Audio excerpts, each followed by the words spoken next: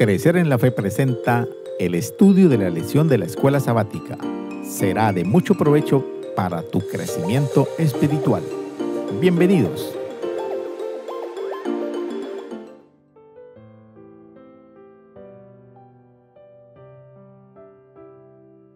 El apóstol Pablo escribió a los filipenses lo siguiente: es verdad que algunos predican a Cristo por envidia y contienda, pero otros lo hacen de buena voluntad. En este pasaje de Filipenses, Pablo se está refiriendo a dos clases de personas que proclamaban el nombre de Jesucristo. Primero, los que lo hacían por sentir envidia de Pablo. Y segundo, los que lo hacían por motivos correctos, es decir, en el cumplimiento de la misión. En ambos casos, Cristo era predicado, el Evangelio avanzaba.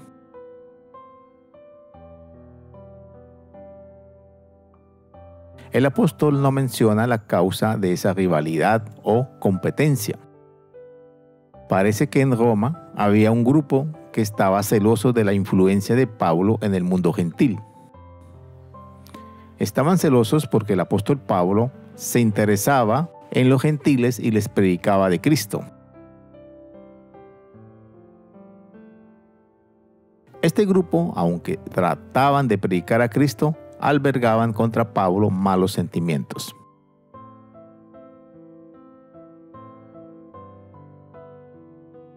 Pero la gran realidad, a pesar de estos problemas, es que los creyentes de esa época aumentaban su actividad evangelística debido a su buena voluntad hacia el apóstol Pablo. Esta buena voluntad es el espíritu que debe predominar entre la hermandad del ministerio cristiano.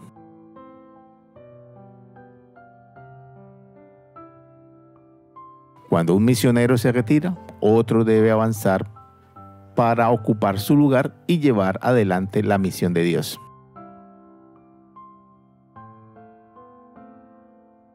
El apóstol Pablo continúa escribiendo a los filipenses lo siguiente: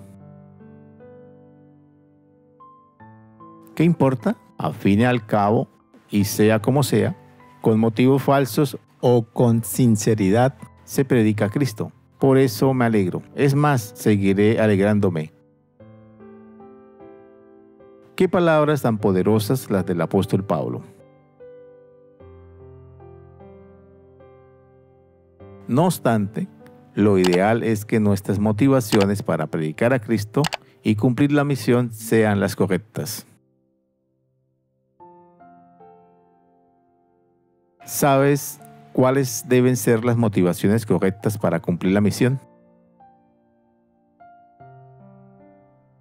Para cumplir con la misión y así alcanzar a otros con las buenas nuevas del Evangelio, las motivaciones correctas son dos.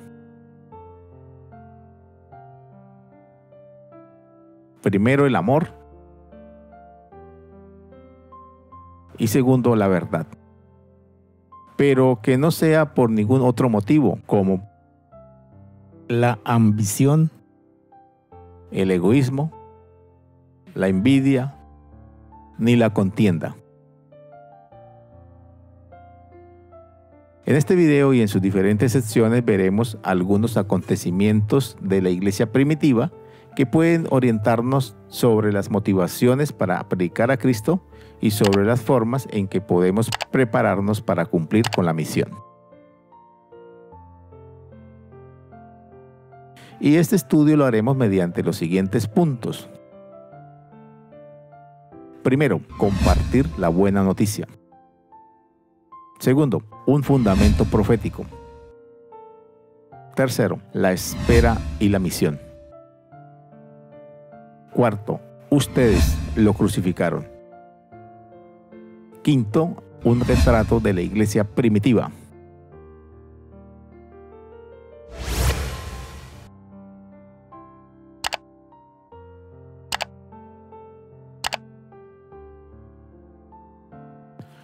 Compartir la buena noticia. El domingo de mañana temprano, después de la muerte de Jesús, Lucas dice que varias mujeres fueron al sepulcro.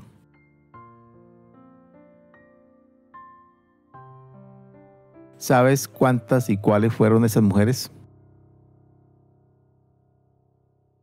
En cuanto a la cantidad de mujeres que fueron al sepulcro, es incierta. Era un grupo. Lucas menciona solo a 3 de ellas: María Magdalena, Juana y María, madre de Jacobo.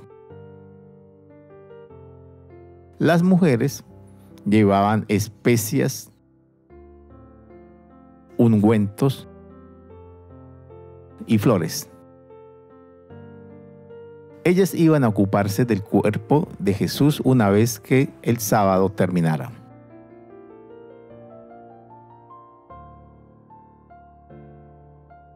Las mujeres esperaban encontrar una tumba todavía sellada, pero se sorprendieron al ver que estaba abierta y vacía. Sin saber qué hacer, se asustaron cuando aparecieron 2 hombres vestidos con ropas resplandecientes, los cuales eran 2 ángeles.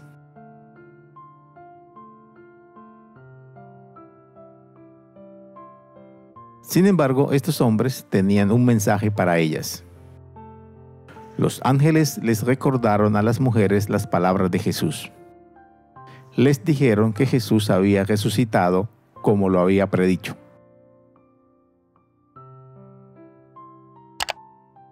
Eufóricas y emocionadas por la noticia, regresaron rápidamente a donde estaban los discípulos y muchos otros seguidores de Jesús, y les contaron lo que habían visto y oído.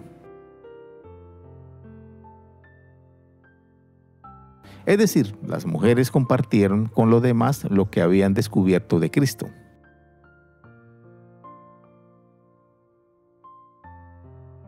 ¿Te imaginas cómo se habrán sentido las mujeres? Acaban de tener una experiencia increíble, una experiencia asombrosa, una experiencia valiosa para ellas. Pero tristemente sin valor para los discípulos, quienes consideraron que era puro cuento y no quisieron creerles. Los discípulos, al dudar y no creerles a las mujeres, llevó a Pedro a correr hacia el sepulcro para verlo por sí mismo.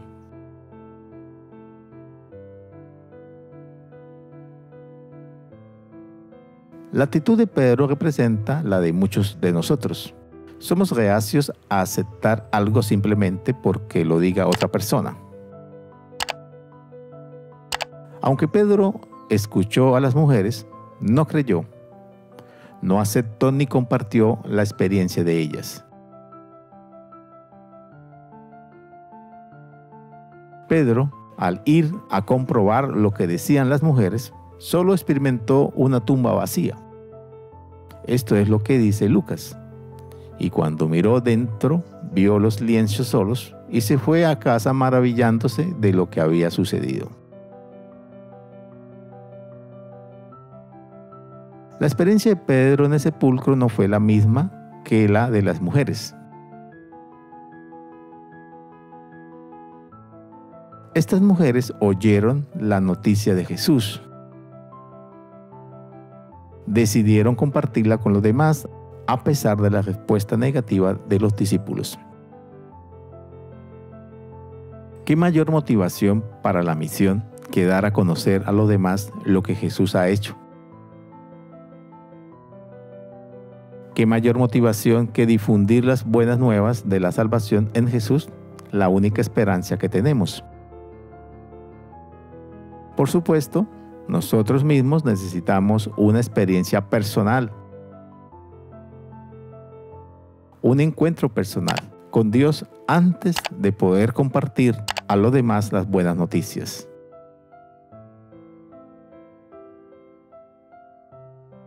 Nuestro deseo de compartir con otros lo que tanto amamos debe ser una parte crucial de nuestra motivación para la misión.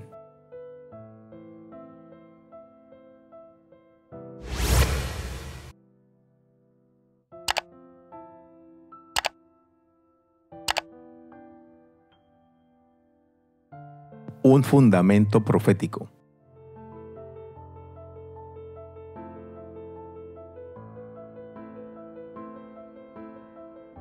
Es interesante saber que al principio los discípulos no creyeran que Jesús había resucitado. Algunas razones por las cuales no creyeron eran: primero, el miedo, y segundo, el gozo. Luego, después de ver a Jesús y comprobar que realmente estaba vivo, no creyeron por gozo.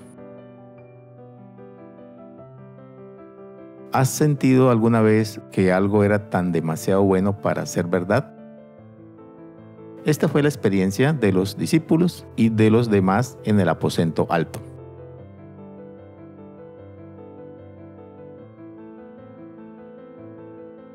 ¿Qué hizo Jesús para dejar una base firme en la fe de los primeros discípulos? Jesús hizo lo siguiente. Primero, Jesús se les apareció. Segundo, Jesús les mostró sus cicatrices. Mirad mis manos y mis pies. Tercero, Jesús los llevó a las Sagradas Escrituras y les mostró el fundamento profético de su obra y de su ministerio. Entonces Él les dijo: oh insensatos y tardos de corazón para creer todo lo que los profetas han dicho. ¿No era necesario que el Cristo padeciera estas cosas y que entrara en su gloria? Es decir, por más intensa que fuera la experiencia que tuvieron con Él, Jesús quería que la fe de sus primeros discípulos se basara en la palabra de Dios y no solo en sus experiencias.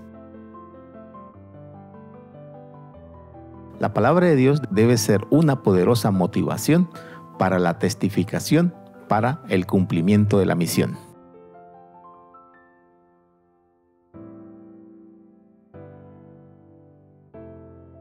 Para la iglesia primitiva, la fe tenía un papel muy importante en el cumplimiento de la misión.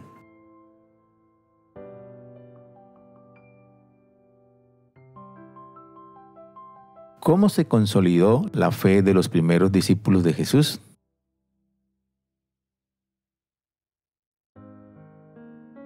La fe se consolidó comprendiendo la obra de Jesús. Esta obra de Jesús abarca 4 aspectos. Los discípulos comprendieron, primero, por qué había tenido que morir Jesús. Segundo, comprendieron el significado de la resurrección. Tercero, comprendieron el significado de su ascensión y de su exaltación. Y cuarto, comprendieron el significado de su nueva fase en el plan de salvación, es decir, su ministerio sumo sacerdotal en el santuario celestial a nuestro favor.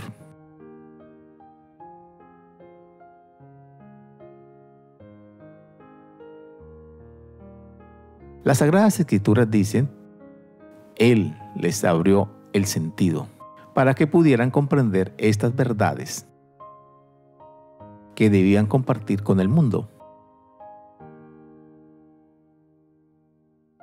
Nuestras experiencias con Jesús no pueden sostenerse sin el fundamento de su palabra. La palabra de Dios incluye o abarca lo siguiente.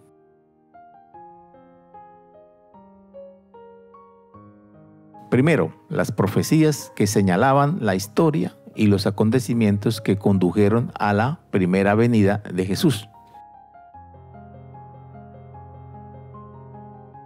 Y segundo, las profecías que señalan la historia y los acontecimientos que precederán a la segunda venida de Cristo.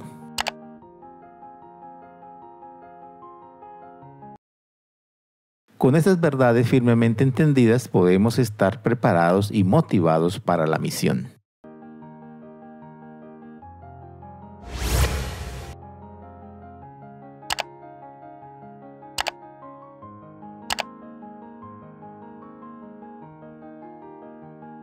la espera y la misión.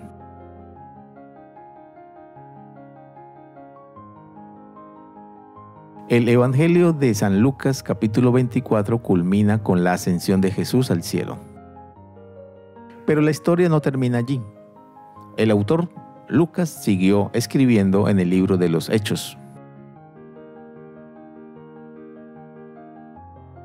Justo antes de ascender Jesús al cielo, dio a los discípulos lo siguiente. Primero, una promesa y segundo, una misión. En cuanto a la promesa, podemos decir lo siguiente.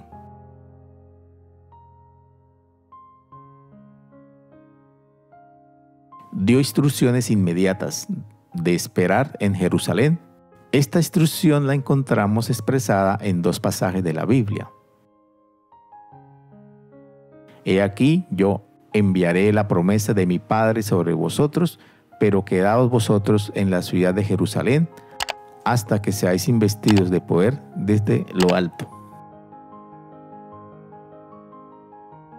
Y el segundo texto, pero recibiréis poder cuando haya venido sobre vosotros el Espíritu Santo, y me seréis testigos en Jerusalén, en toda Judea, en Samaria y hasta lo último de la tierra.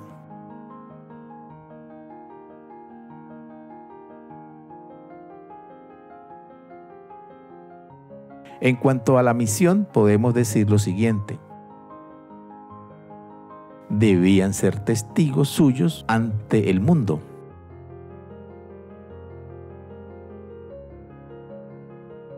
El libro de Hechos, capítulo 1, del versículo 12 al 26, registra que los discípulos estaban en el aposento alto.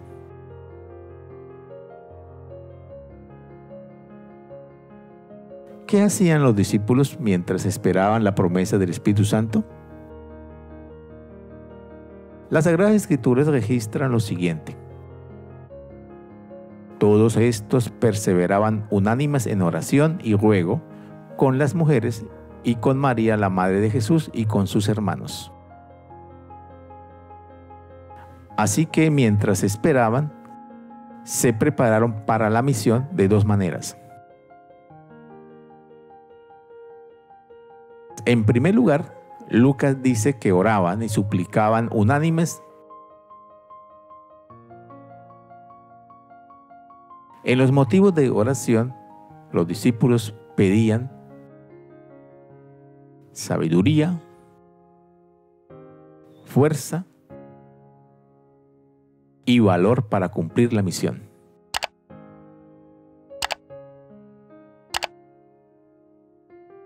Ellos tenían claro que tanto la sabiduría, la fuerza y el valor provenían de Dios, de la tercera persona de la deidad, es decir, del Espíritu Santo. Lo que hacían ellos es ejemplo para nosotros hoy.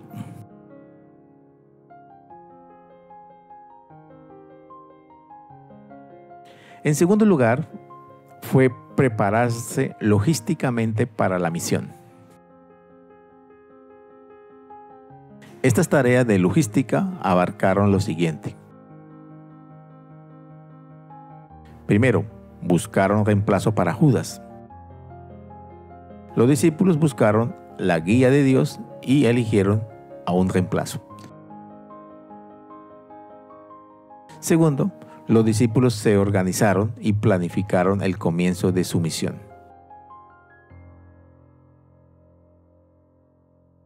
Tercero, Pedro desempeña un papel de liderazgo en esta toma de decisiones. Cuarto, todos comprendían y confiaban en que Dios estaba actuando, obrando y moviéndose en medio de ellos. Y quinto, el tiempo de espera no fue ocioso, sino que estuvo lleno de propósitos y de actividades impulsadas por la misión.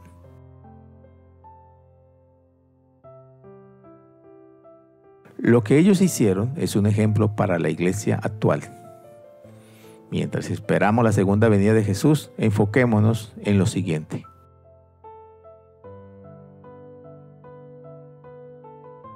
Primero, en el derramamiento del Espíritu Santo. que es indispensable para completar la gran misión de Dios. Para que podamos recibir el Espíritu Santo debemos hacer las siguientes acciones. Unirnos como iglesia. Animarnos mutuamente. Hacer reuniones permanentes de oración por el derramamiento del Espíritu Santo. Y debemos alinearnos con la prioridad de Dios. La prioridad de Dios para este tiempo final es la salvación de los perdidos.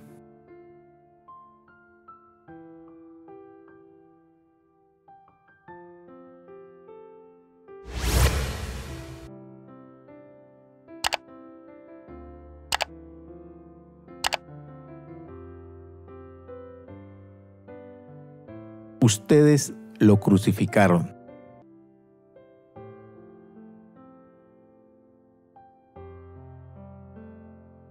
Hechos 2 registra el derramamiento del Espíritu Santo en Pentecostés. Mientras los seguidores de Jesús oraban, sobre la cabeza de ellos se posaron lenguas de fuego. Ellos reconocieron que habían recibido el poder prometido del Espíritu Santo.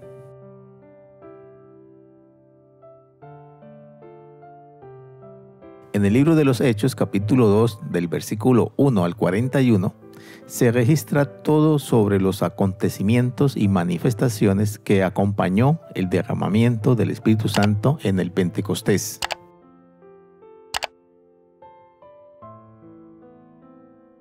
Entre las muchas manifestaciones y acontecimientos relacionados con el Espíritu Santo, mencionaremos los siguientes. Primero, los discípulos comenzaron a hablar en otras lenguas. Segundo, Dios Espíritu Santo capacitó a cada persona para beneficio de los no creyentes. Tercero, el Espíritu Santo les concedió la bendición para cumplir la misión de Dios hacia los perdidos. Y cuarto, el Espíritu Santo dio lugar a que muchos se arrepintieran de haber rechazado y de haber crucificado al Mesías. Quinto, el Espíritu Santo tocó los corazones de muchos. Al verse condenados gritaron: hermanos, ¿qué haremos? Sexto, el Espíritu Santo les dio la solución para recibir perdón y vida eterna. Pedro les dijo: arrepiéntense y sea bautizado cada uno de ustedes en el nombre de Jesucristo para perdón de sus pecados y recibirán el don del Espíritu Santo.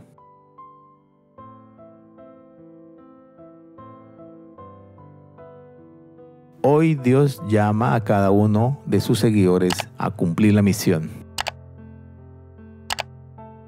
a usar los dones espirituales para el bien de la misión hacia los incrédulos, a trabajar juntos en armonía con el Espíritu Santo. Que el mundo entero conozca el poder del Evangelio. No estamos solos, el Espíritu Santo está con su iglesia. Saber esto debe motivarnos a la misión.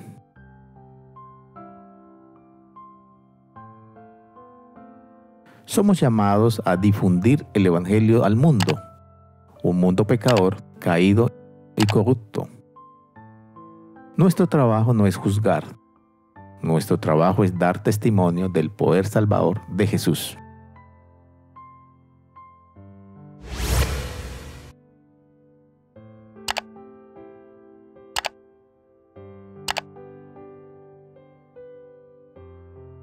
Un retrato de la iglesia primitiva.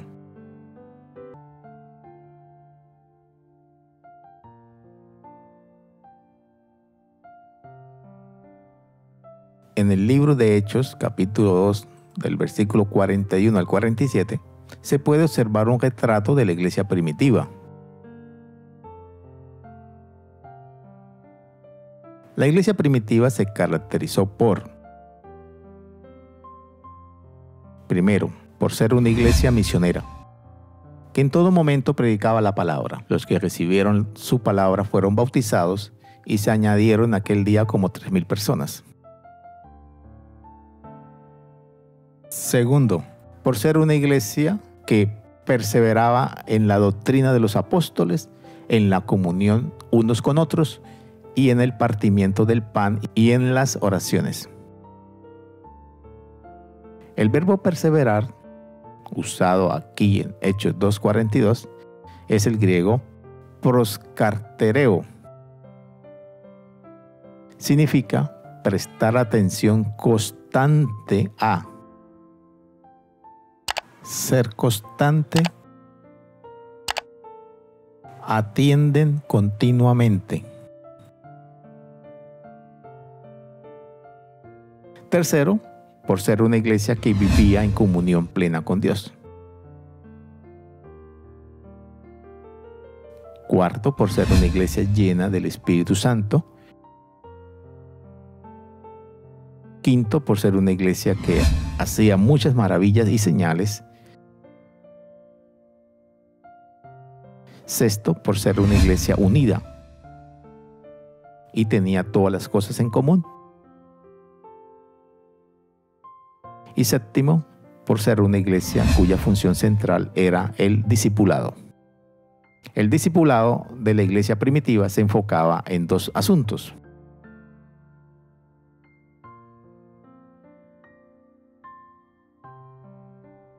Primero, en impartir la doctrina y la comunión de los apóstoles. Las palabras doctrina y comunión en este texto significa literalmente enseñanza y camaradería. Y segundo, se enfocaba en la predicación de la palabra de Dios.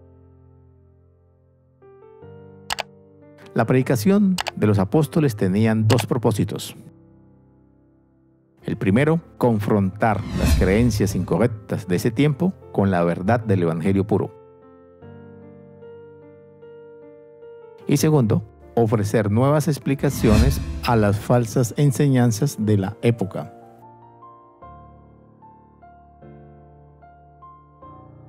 Algo muy particular de la iglesia primitiva era que su enseñanza no era solo teórica, era también práctica.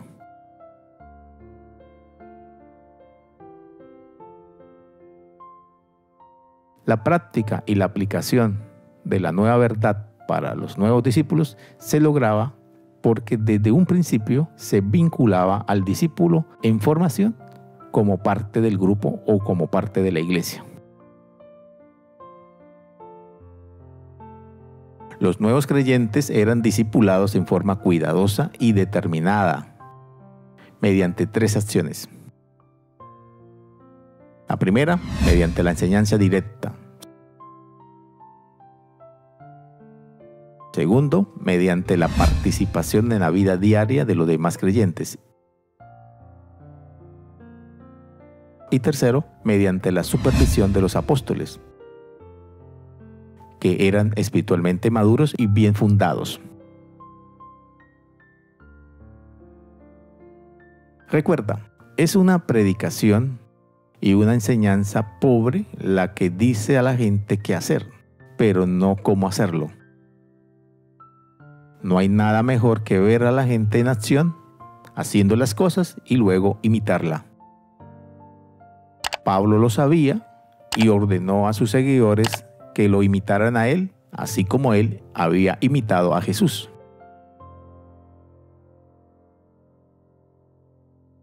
Cuando los demás puedan verte a ti y la realidad de tu experiencia con Cristo, eso los impactará y desearán ser como Jesús. Crecer en la Fe les invita y les motiva a seguir estudiando las Sagradas Escrituras a través de este material. Y recuerda suscribirte a nuestro canal, comentar, compartir, activar la campanita y darle like. Esto será de gran ayuda para el crecimiento de nuestro ministerio y así poder llegar a muchas personas más. Gracias por tu apoyo. Dios te bendiga.